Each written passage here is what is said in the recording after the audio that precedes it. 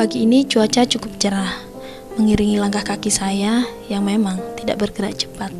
Rumah-rumah di kanan kiri jalan sangat beragam ketika saya melewati. Walaupun tak ada kicauan burung, setidak-tidaknya sinar matahari masih setia memberikan energi pagi.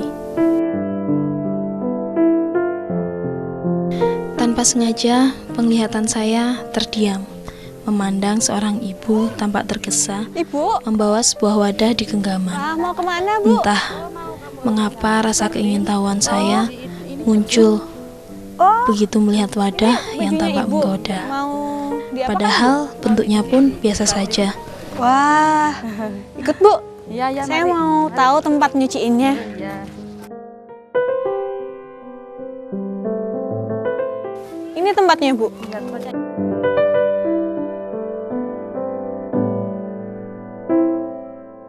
Udah lama. Sudah Wah. 28 tahun. Ibu. Perkenalkan, nama saya Windy, Bu. Saya Karlin. Ibu Karlin. Ibu Karlin emang sering nyuci buat Bu Umi. Wah. Tiap hari, Bu? Enggak, kadang tiap hari, kadang 2 hari sekali. Wah, udah lama nyucinya? Berapa tahun? Sekitar 8 tahunan. Wah, jadi Bu Umi ini udah langganan sama Bu Karlin ya? Iya. Sering nyuci baju di iya, sini? iya. Wah, oke Bu, saya mau ngobrol-ngobrol bentar nih Bu, mau tanya-tanya, nggak apa-apa ya Bu ya? Mau ikut kesehariannya Ibu hari ini aja? Makasih Bu. Saya tinggal dulu ya, Kar? Oh, mau pergi Bu? Iya, pergi. Misi Bu, monggo.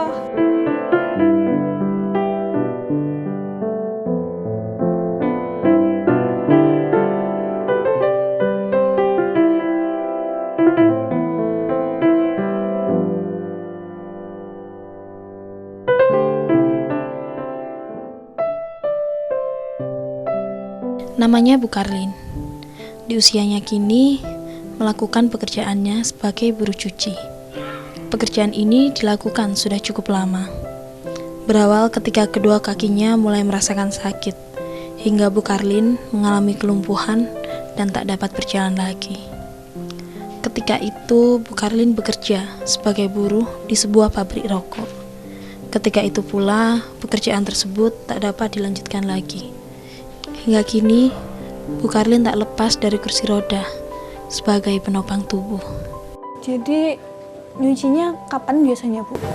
Ya sekarang. Habis gini? Iya.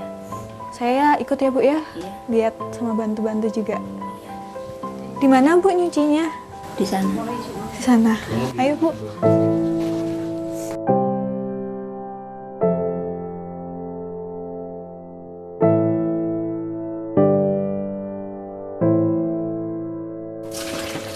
Di sini Bu, biasa tempat nyucinya. Iya. Itu cuciannya siapa Bu? Orang tadi yang bawa ke sini. Ibu nyuciin bajunya orang gitu Iya. Bu. Buat biaya anak sekolah. Ibu, kenapa Bu sakitnya itu Bu? Kok nggak bisa Ibu. jalan? Sakit apa? Linu sama serang paru-paru sama tipes. Ininya sembuh sama tipes sembuh, ini sering kepijat jadi gak bisa berjalan. Kata orang salah urat. Itu udah berapa tahun yang lalu Bu? Kalau sekarang sudah 14 tahun. Sebelum anak saya lahir yang nomor 2. Saya hamil itu sudah gak bisa berjalan. Ibu nggak bisa berjalannya pas lagi hamil Bu? Iya, dulu enggak. Oh, ya. Saya sakit berapa bulan ya? 10 bulan itu saya hamil. Jadi Ibu udah 14 tahun Ibu yang nggak bisa jalan? Sudah 14 tahun.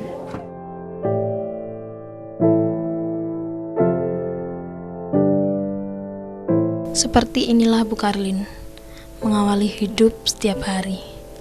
Pekerjaan sebagai pencuci baju telah dilakukan selama beberapa tahun terakhir. Walaupun seringkali tak ada tetangga yang memberikan baju-baju kotornya untuk dicuci. terkadang 2 sampai 3 hari, bahkan dalam waktu 1 minggu.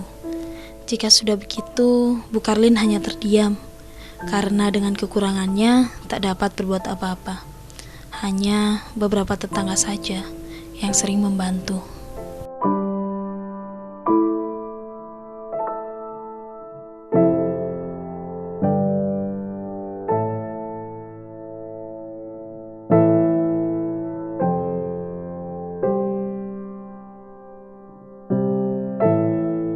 Meskipun hanya sebagai buruh cuci dengan keterbatasannya, keluhan-keluhan tak pernah terdengar. Bu Karlin terus melakukan pekerjaan dengan semangat dan kesabaran.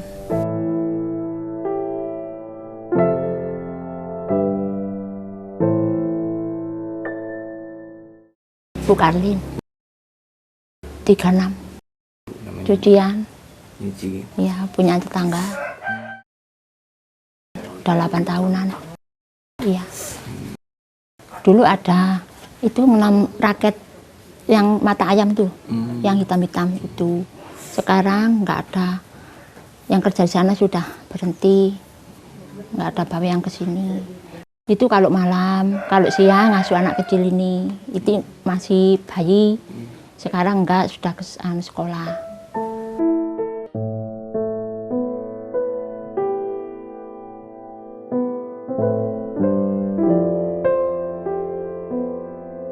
Dengan cekatan, kedua tangan Bu Karlin mencuci satu persatu baju yang ada.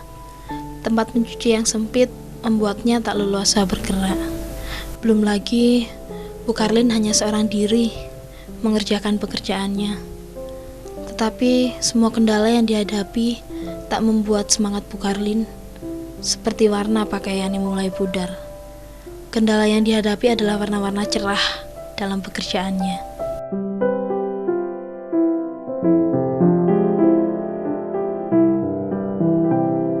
Dari hasil mencuci, tidak banyak yang didapat, apalagi dengan keterbatasan. Bu Karlin pun tak pernah mematok harga dari apa yang dikerjakannya. Rasa syukur selalu terucap, berapapun hasil yang diberikan kepadanya. Walaupun terlihat ringan, tetapi apa yang dihadapi Bu Karlin sangat berat. Selain hasil tak pasti dan diperoleh jika ada yang datang.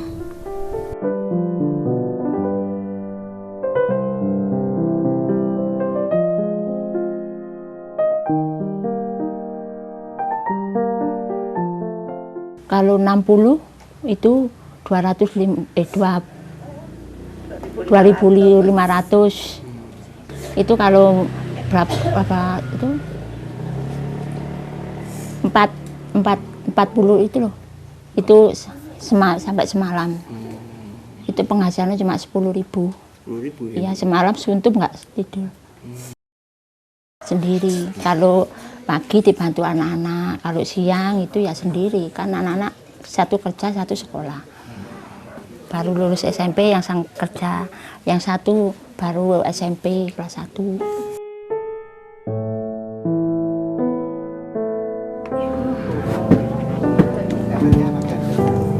Embernya nanti saya aja Bu yang bawa Bu. Tiap hari ya gini Mbak, nggak bisa.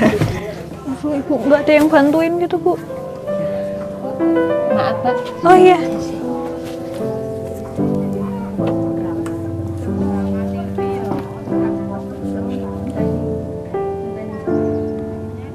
Pelan-pelan aja Bu.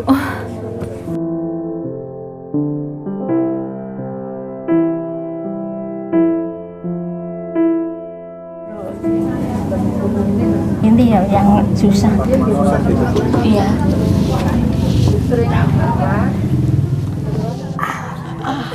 Aduh, sakit Bu. Enggak, kalau sakit enggak, itu susah. Maaf ya. Iya, nggak apa Bu. Biasa anak saya tapi. Tidak banyak yang bisa dilakukan Bu Karlin dengan keterbatasannya. Tidak seperti dahulu, sewaktu masih muda. Beberapa aktivitas biasa dilakukan. Kini hanya dengan kursi roda, Bu Karlin melakukan aktivitas. Kursi roda pemberian dari seorang kerabat yang kini mulai rusak. Roda-roda kecil ataupun besi-besinya seringkali menghambat aktivitas Bu Karlin yang memang sangat bergantung dari kursi roda tersebut.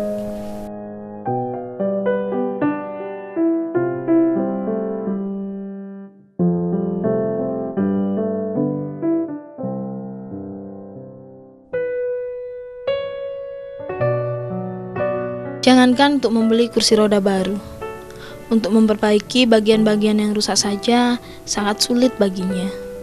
Belum lagi biaya yang dibutuhkan juga tidak sedikit. Hasil dari mencuci lebih sering digunakan untuk kebutuhan sehari-hari, juga keperluan sekolah anaknya. Kurang, cuma cucian doang. Cucian ya 10.000, ya 15.000, itu bukan tiap hari. Kadang-kadang. Iya, kadang-kadang ada, kadang nggak ada.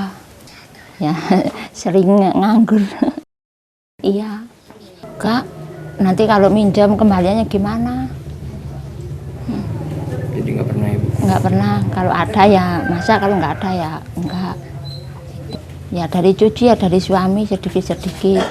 Kalau anak sekolah cuma sanggupnya itu cuma 2.000, sama mobilnya 3.000, 5.000 sehari.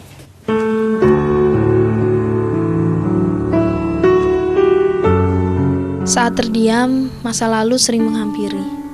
Masa di mana tenaga yang dimiliki tak kunjung padam. Masa di mana dapat bergerak dengan bebas, tidak dengan roda sebagai kakinya.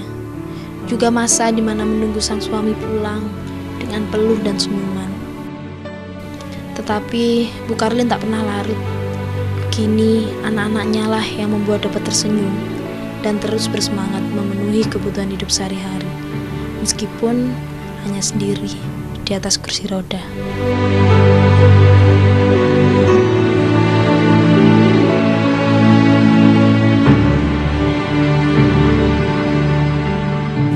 Dulu Linu sakit, itu ya saya obatin, ya saya pijet, itu malah serang paru-paru sama tipes. Paru-parunya sudah sembuh sama tipes, ini sering pijet, kata orang salah urat gitu. Jadi gak bisa berjalan. Ya gimana ya, sudah lama, sudah 14 tahun. Pakai gimana anak baru sekolah, gak ada biaya, kalau ya cuma nangis saja. Gimana mau, sahabat orang tua, kasihan orang tua. Udah tua nggak kerja.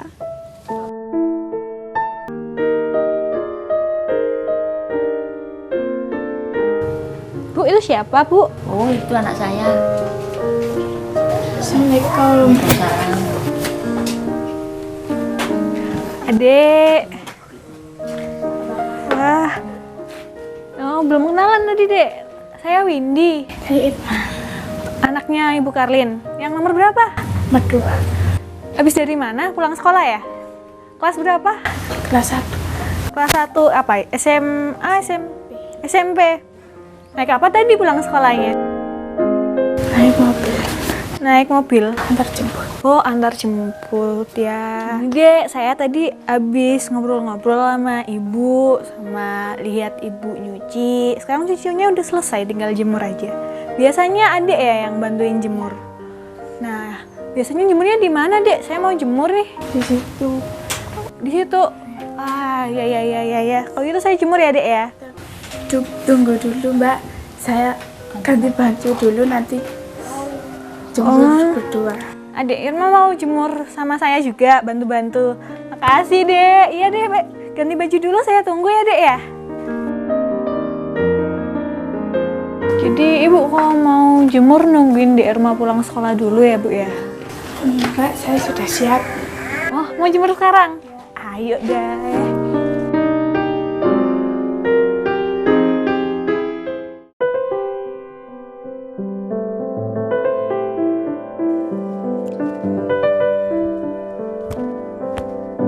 Beruntunglah seorang anaknya selalu membantu. Seorang anak yang mengerti benar akan keadaan ibunya. Sepulang sekolah, bukannya bermain dengan teman-teman sebaya, Apa Ibu juga melainkan membantu menjemurkan pakaian yang telah dicuci. sekolah?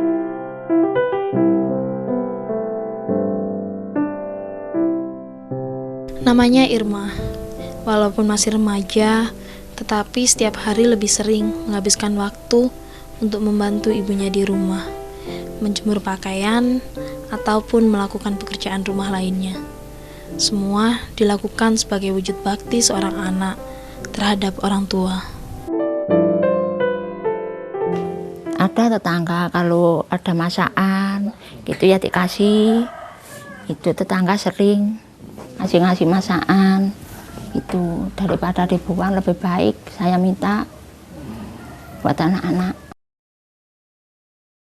Di sini ya gimana sebelumnya ini punya tetangga ya kadang bayar kadang enggak, kalau kadang saya kasih nggak mau, buat anak-anak sekolah aja gitu.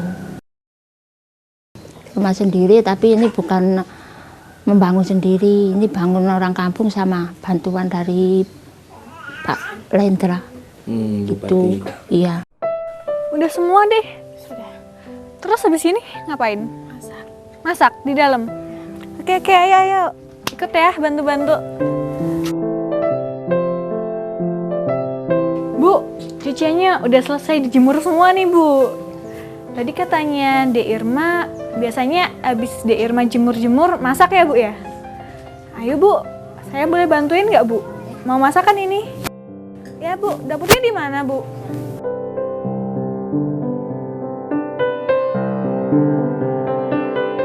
Aduh. Gimana, Bu?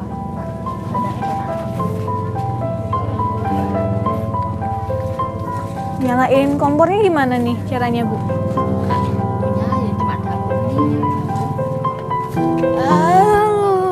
Korek. Gimana sih cara nyalainnya? Saya nggak bisa, Bu. Tiap hari gini ya, Bu ya? Kalau masak berdua terus.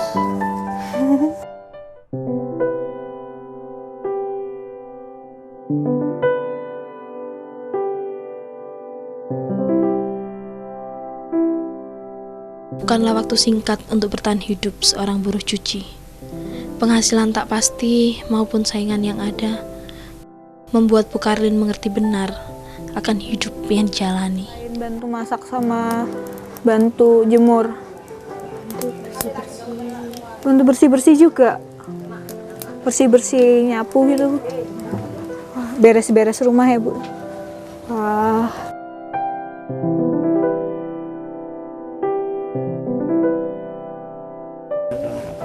Untuk anak-anak ya kedepannya jangan seperti saya ya, kalau ya jangan seperti saya lah, semoga seperti orang-orang yang iya gitu. Kalau saya gini ya saya bawa sendiri lah, jangan sampai anak-anak saya kepingin bisa berjalan, bisa kerja lagi buat anak-anak gitu. Udah mateng ya?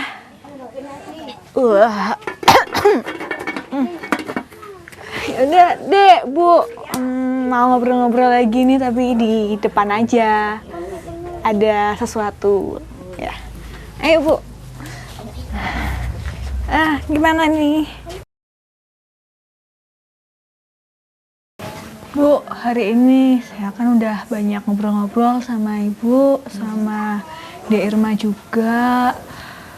Terus terang saya kagum banget sama Ibu, salut banget, Ibu itu kuat banget sama cobaan-cobaannya yang berat, tapi Ibu tegar, bertahan, berjuang demi nyekolahin Dek Irma, demi makan sehari-hari. Berat ya, Bu ya, sendirian, nyuci. Makasih banget ya, Bu ya, sudah memberikan pengalaman yang berharga buat saya.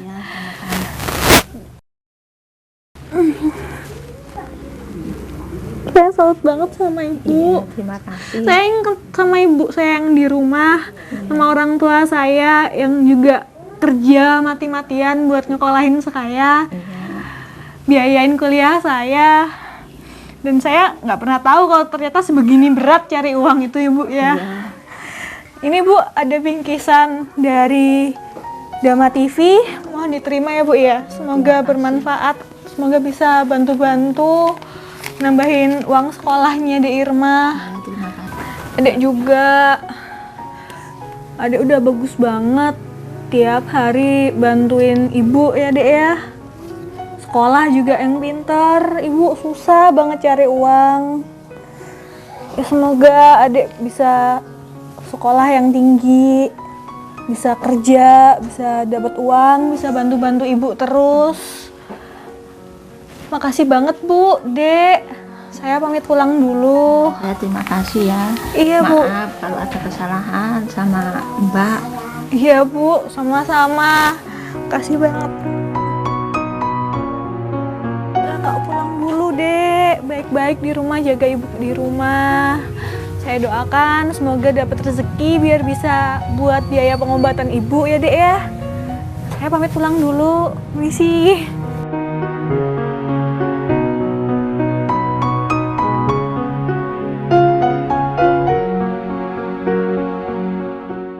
Kisah ini adalah salah satu kisah nyata dan masih banyak kita jumpai di sekitar kita yang beragam, di dekat kita, bahkan sangat dekat dengan kita.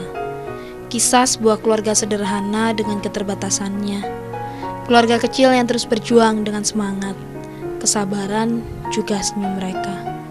Sebuah kisah yang menanti kepedulian kita, sebuah harapan dari atas kursi roda.